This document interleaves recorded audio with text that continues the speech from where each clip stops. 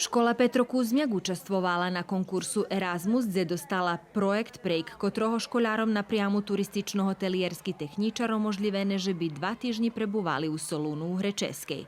Можливость za totu praksu mohli dostati zljem najljepši 16 školjare, kotri vytvorili najvišši uspіхи z fahovih predmetoh i anglického jazyka.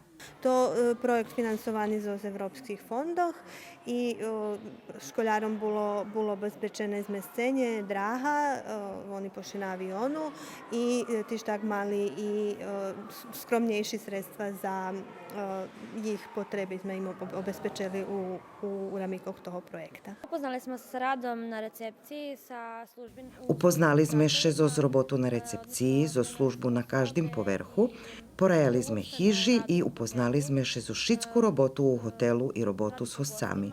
Bilo nam krašnje i to nam bude hasnovac u budućnosti.